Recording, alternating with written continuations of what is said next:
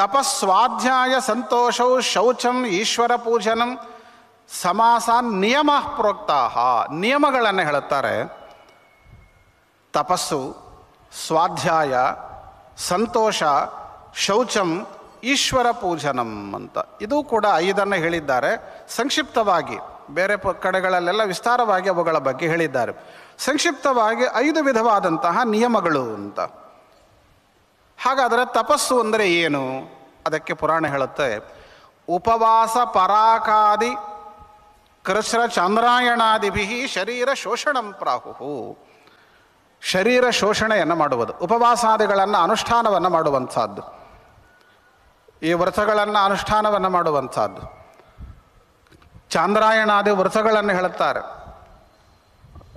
ಒಂದೊಂದೇ ತುತ್ತು ಊಟ ಮಾಡುವುದಂತೆ. ಮೊದಲ ದಿನ 1 ತುತ್ತು ಮಾತ್ರ ಊಟ ಮಾಡುವುದು, 2ನೇ ದಿನ 2 ತುತ್ತು ಊಟ ಮಾಡುವುದು, 3ನೇ ದಿನ 3 ತುತ್ತು ಊಟ ಮಾಡುವುದು. ಹೀಗೆ 15 ದಿವಸ ಒಂದೊಂದು ತುತ್ತನ್ನು ಊಟ ಮಾಡುವುದಂತೆ. ಮುಂದೆ ಮತ್ತೆ 1 ತುತ್ತು ಕಡಿಮೆ ಮಾಡುತ್ತಾ ಹೋಗುವುದು. ಹೀಗೆಲ್ಲ ವ್ರತಗಳನ್ನು ಹೇಳುತ್ತಾರೆ. ನಾವು ದಿನ 1 ತುತ್ತು ಹೆಚ್ಚು ಮಾಡೋರು, ನಾವು ಕಡಿಮೆ ಮಾಡೋರಲ್ಲ. ಅವರು ನಾನಾ ರೀತಿಯ ದೇಹ ದಂಡನೆ ಮಾಡುವ ರೀತಿಯ ವ್ರತಗಳನ್ನು ಹೇಳಿಕೊಡುತ್ತಾರೆ. ದೇಹ ದಂಡನೆ ಮನಸ್ಸಿನ ನಿಗ್ರಹಕ್ಕೆ ಕಾರಣ ಅನ್ನುವುದಕ್ಕಾಗಿ ಆ ರೀತಿಯ ವ್ರತಗಳನ್ನು ಹೇಳುತ್ತಾರೆ. ಉಪವಾಸಾದಿ ವ್ರತಗಳನ್ನು ಅನುಷ್ಠಾನವನ್ನು ಮಾಡಿ ಕಾಯ ಶೋಷಣೆಯನ್ನು ಮಾಡುವಂಥದ್ದು, ಶರೀರ ಶೋಷಣೆ, ಇದು ತಪಸ್ಸು ಅಂತ.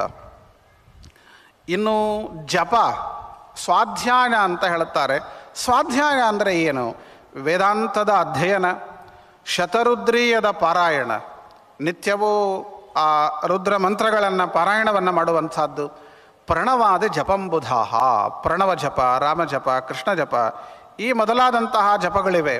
ಅವುಗಳನ್ನೆಲ್ಲ ಪಾರಾಯಣವನ್ನು ಮಾಡುವುದು, ಜಪಗಳನ್ನು ಮಾಡುವುದು, ಇದನ್ನು ಸ್ವಾಧ್ಯಾಯ ಅಂತ ಕರೀತಾರೆ.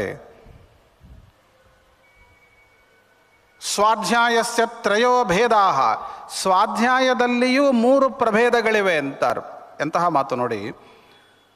ವಾಚಿಕ, ಉಪಾಂಶು, ಮಾನಸಾಹ ಅಂತ.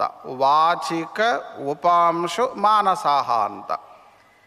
ಈಗ ಮಂತ್ರಗಳನ್ನು ಕೆಲವು ಜೋರಾಗಿ ಹೇಳುವುದೇ ಇರುತ್ತೆ, ಎಲ್ಲರಿಗೂ ಕೇಳಿಸುವಂತೆ. ಎಲ್ಲರಿಗೂ ಕೇಳಿಸುವಂತೆ ಹೇಳುವುದು ಅದು ಒಂದು ರೀತಿಯಲ್ಲಿ. ಎರಡನೆಯದು ಅದು ವಾಚಿಕ ಅಂತ ಕರೆದರು, ಮೊದಲನೆಯದನ್ನು ಎಲ್ಲರಿಗೂ ಕೇಳಿಸುವಂತೆ ಹೇಳುವುದು. ಎರಡನೆಯದು ಉಪಾಂಶು ಅಂತ. ಉಪಾಂಶು ಅಂದರೆ ಹೊರಗೆ ಹೇಳುವುದಿಲ್ಲ, ಹೊರಗೆ ಕೇಳಿಸುವುದಿಲ್ಲ, ಕೇಳಿಸುವಂತೆ ಹೇಳುವುದಲ್ಲ, ಆದರೆ ತುಟಿಯನ್ನು ಉಚ್ಚಾರಣ ಮಾಡುವಂತೆ ಮಾಡ್ತಾ ಇರಬೇಕು. ಶಬ್ದ ಹೊರಗೆ ಬರಕೂಡದು. ಶಬ್ದ ಹೊರಗೆ ಬರದಂತೆ ಆ ತುಟಿಯನ್ನು ಮಾತ್ರ ಶಬ್ದ ಆಡಿದಂತೆ ಮಾಡ್ತಾ ಇರಬೇಕು. ಇದು ಉಪಾಂಶು ಅಂತ ಕರೀತಾರೆ. ಉಪಾಂಶು ಆಯಿತು.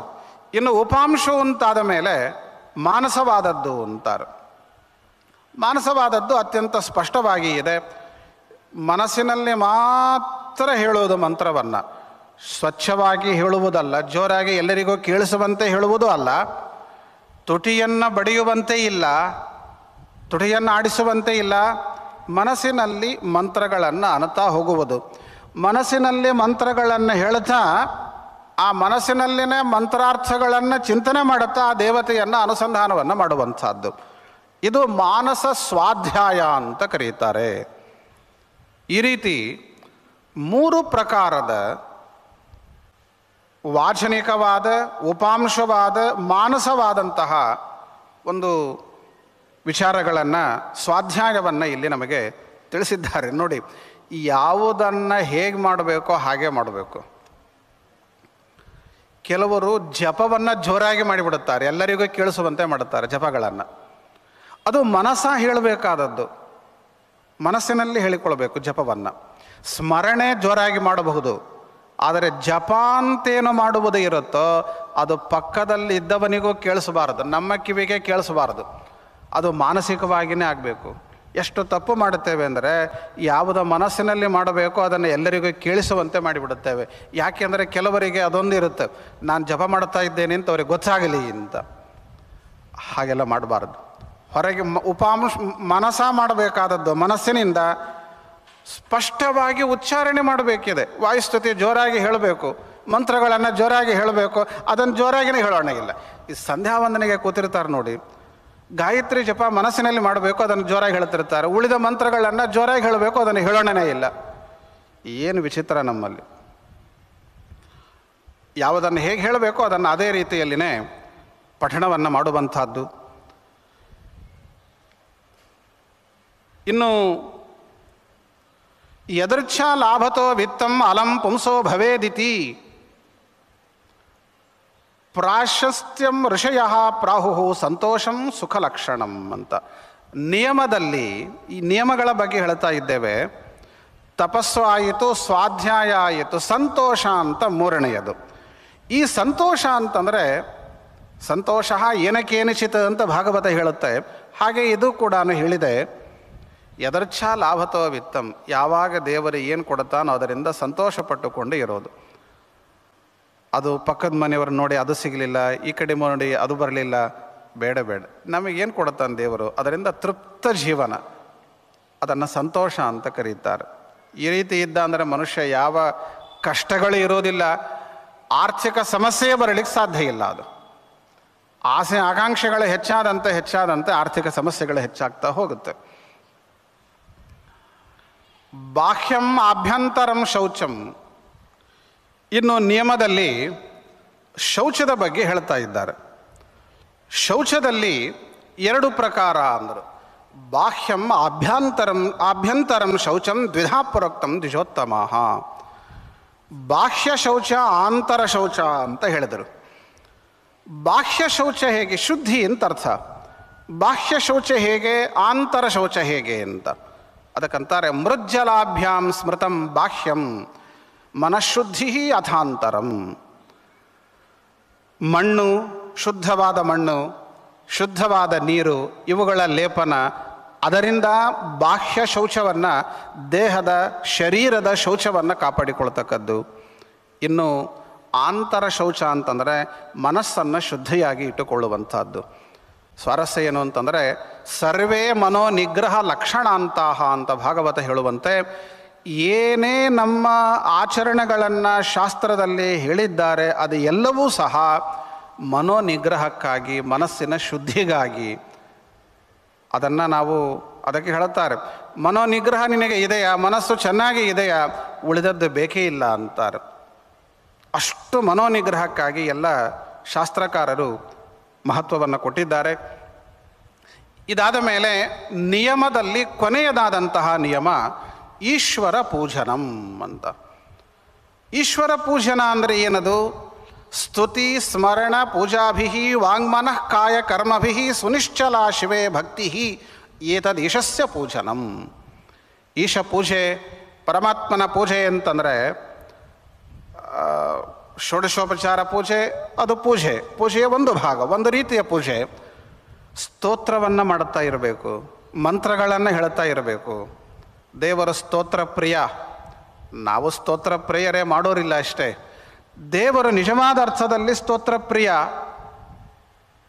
ಆ ಸ್ತೋತ್ರಗಳನ್ನು ಮಾಡುತ್ತಾ, ಸ್ಮರಣೆಯನ್ನು ಮಾಡುತ್ತಾ, ವಾಕ್ ಮನಃ ಕಾಯ ಮೂರು ರೀತಿಯಿಂದ ಆ ದೇವರನ್ನು ಪೂಜೆಯನ್ನು ಮಾಡುವಂಥದ್ದು. ನಿಶ್ಚಲವಾದಂತಹ ಮನಸ್ಸನ್ನು ಇಟ್ಟು ದೇವರನ್ನು ಅರ್ಚನೆಯನ್ನು ಮಾಡುವಂಥದ್ದು. ಇದು ಮತ್ತೊಂದು ರೀತಿಯ ಒಂದು ನಿಯಮ ಅಂತ ಕರೆಸಿಕೊಳ್ತಾ ಇದೆ ಅಂತ. ಈ ರೀತಿಯಲ್ಲಿ ನಿಯಮಗಳು 5, ಯಮಗಳು 5 ಅಂತ ನಾನು ಆರಂಭದಲ್ಲಿ ಹೇಳಿದ್ದೇನೆ. ಬೇರೆ ಕಡೆಗಳಲ್ಲಿ ಬೇರೆ ಬೇರೆ ರೀತಿಯಲ್ಲಿಯೇ ಅವುಗಳನ್ನು ವಿವರಣೆಯನ್ನು ಕೊಟ್ಟದ್ದು ಇದೆ. ಕೂರ್ಮ ಪುರಾಣ 5 ಭಾಗಗಳಾಗಿ ಸಂಕ್ಷಿಪ್ತವಾಗಿ ಯಮ ನಿಯಮಗಳನ್ನು ಪರಿಚಯವನ್ನು ಮಾಡಿಸಿಕೊಟ್ಟಿದೆ. ಇದಾದ ಮೇಲೆ ಮತ್ತೊಂದು ಮಹತ್ವದ ಹಂತಕ್ಕೆ ಪುರಾಣ ಬರ್ತಾ ಇದೆ. ಪ್ರಾಣಾಯಾಮದ ಬಗ್ಗೆ ಹೇಳುತ್ತಾರೆ. ಹಿಂದೆ ನಾವು ಯೋಗವನ್ನು ಹೇಳುವಂತಹ ಕಾಲದಲ್ಲಿ, ಯೋಗಗಳ ವಿಭಾಗ ಅಂತ ಹೇಳುವಂತಹ ಕಾಲದಲ್ಲಿ ಪ್ರಾಣಾಯಾಮ ಒಂದು ಯೋಗ ಅಂತ ಹೇಳಿತ್ತು. ನಿಯಮ, ಯಮ ಇವೆಲ್ಲವೂ ಯೋಗಗಳಲ್ಲಿ ವಿಭಾಗಗಳು ಅಂತ ಹೇಳಿ ಯಮ ನಿಯಮಗಳನ್ನು ಮುಗಿಸಿ ಪ್ರಾಣಾಯಾಮ ಎನ್ನುವ ಯೋಗವನ್ನು ಈಗ ಹೇಳಲಿಕ್ಕೆ ಹೋಗ್ತಾರೆ. ಈ ಪ್ರಾಣಾಯಾಮದ ಮಹತ್ವವನ್ನು ತುಂಬ ವಿಸ್ತಾರವಾಗಿ ತಿಳಿಸ್ತಾರೆ. ಪ್ರಾಣಾಯಾಮ ಅಂದರೆ ಏನು ಅದಕ್ಕೆ ಹೇಳ್ತಾರೆ. ಎಷ್ಟು ಚೆನ್ನಾಗಿ ಪುರಾಣ ವ್ಯಾಖ್ಯಾನವನ್ನು ಮಾಡಿದೆ. ಪುರಾಣ ಪ್ರಾಣ ಸ್ವದೇಹಜೋ ವಾಯು ಆಯಾಮ ತನ್ನಿರೋಧನಂ ಅಂತ. ಪ್ರಾಣ ಅಂದರೆ ದೇಹದ ಒಳಗೆ ಇರುವಂತಹ ಗಾಳಿ, ಅದನ್ನು ಪ್ರಾಣ ಅಂದರು. ಅದನ್ನು ನಿರೋಧ ಮಾಡುವುದಕ್ಕೆ ಆಯಾಮ ಅಂತ ಕರೆಯುತ್ತಾರೆ. ದೇಹದ ಒಳಗಿರುವ ಗಾಳಿಯನ್ನು ನಿಯಂತ್ರಣವನ್ನು ಮಾಡುವುದಕ್ಕೆ ಪ್ರಾಣಾಯಾಮ ಅಂತ ಕರೆಯುತ್ತಾರೆ. ಈ ಪ್ರಾಣಾಯಾಮ ನಾನಾ ರೀತಿಯಲ್ಲಿ ಉಂಟು.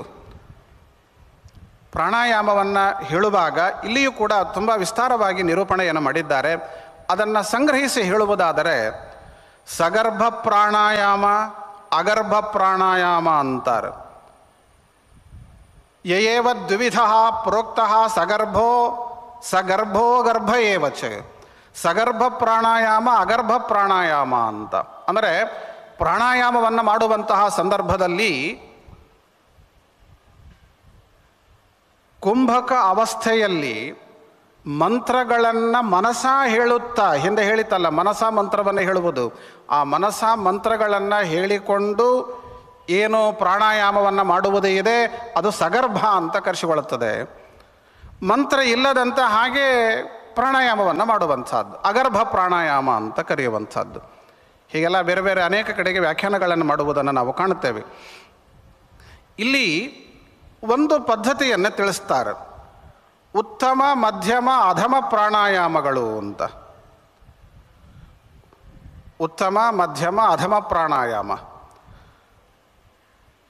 12, 24, 36. ಒಳಗಿರುವ ಗಾಳಿಯನ್ನು ಹೊರಗೆ ಹಾಕುವುದು. ಪ್ರಾಣಾಯಾಮದಲ್ಲಿ 3 ಭಾಗಗಳು, ರೇಚಕ, ಪೂರಕ, ಕುಂಭಕ ಅಂತ.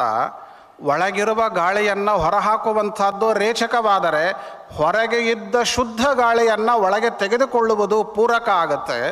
ಒಳಗೇನೆ ನಿರ್ಬಂಧವನ್ನು ಮಾಡುವಂಥದ್ದು ಏನಿದೆ ಅದು ಕುಂಭಕ ಆಗುತ್ತೆ. ರೇಚಕಕ್ಕಿಂತ 2 ಪಟ್ಟು ಹೆಚ್ಚು ಪೂರಕ ಇರಬೇಕು, ಅದಕ್ಕಿಂತ ಹೆಚ್ಚು ಕುಂಭಕ ಇರತಕ್ಕದ್ದು ಅಂತ. 12, 24, 36 ಕೌಂಟ್ಸ್ಗಳನ್ನು ಹೇಳುತ್ತಾರೆ. ಅದರಲ್ಲಿಯೂ ಕೂಡ 1, 2, 3 ಈ ರೀತಿಯಲ್ಲಿ ಸಂಖ್ಯೆಗಳನ್ನು ಹೇಳಿಕೊಡುತ್ತಾರೆ. ಅದರಲ್ಲಿಯೂ ಕುಂಭಕ ಅವಸ್ಥೆ 12 ಮಾತ್ರ ಕಾಲ ಇದ್ದರೆ ಅದು ಅಧಮ ಪ್ರಾಣಾಯಾಮ. 24 ಮಾತ್ರ ಕಾಲ ಕುಂಭಕ ಅವಸ್ಥೆಯಲ್ಲಿ ಇದ್ದರೆ ಅದು ಮಧ್ಯಮ. 36 ಮಾತ್ರ ಕಾಲ ಕುಂಭಕದಲ್ಲಿ ಇದ್ದರೆ ಅದು ಉತ್ತಮ ಪ್ರಾಣಾಯಾಮ ಅಂತ. ಹೀಗೆ ಪ್ರಾಣಾಯಾಮಗಳಲ್ಲಿಯೂ ಕೂಡ ಅನೇಕ ಪದ್ಧತಿಗಳನ್ನು ನಿರೂಪಣೆಯನ್ನು ಮಾಡಿದ್ದಾರೆ. ಈ ಪ್ರಾಣಾಯಾಮವಾದದ್ದು ಯೋಗದ ಒಂದು ಭಾಗವಾಗಿದೆ ಅಂತ ತಿಳಿಸಿದರು. ಇನ್ನೂ ಉಳಿದ ಅನೇಕ ಯೋಗಗಳನ್ನು ನಾವು ತಿಳಿಯಬೇಕಿದೆ. ಮುಂದೆ ಮಹತ್ವದ ಅಂಶಗಳನ್ನು ಹೇಳುತ್ತಾರೆ. ನಮ್ಮ ನಿತ್ಯ ಜೀವನಕ್ಕೆ ಬೇಕಾದ ಸಂಸ್ಕಾರಗಳಿಗೆ ಸಂಬಂಧಪಟ್ಟ, ಆಚರಣೆಗಳಿಗೆ ಸಂಬಂಧಪಟ್ಟ, ಪುರುಷ ಸ್ತ್ರೀಯರಿಗೆ ಸಂಬಂಧಪಟ್ಟ ಎಲ್ಲ ಧರ್ಮಗಳನ್ನು, ಶ್ರಾದ್ದಾದಿ ಕ್ರಿಯೆಗಳು ಎಷ್ಟು ಅದ್ಭುತವಾಗಿ ನಿರೂಪಣೆಯನ್ನು ಮಾಡಿದೆ ಕೂರ್ಮ ಪುರಾಣ. ಅದನ್ನು ನಾಳೆ ತಿಳಿಯುವ ಪ್ರಯತ್ನ ಮಾಡೋಣ. ಅದ್ವೇಷಾರ್ಪಣಮಸ್ತು. ಹರೇ ನಮಃ.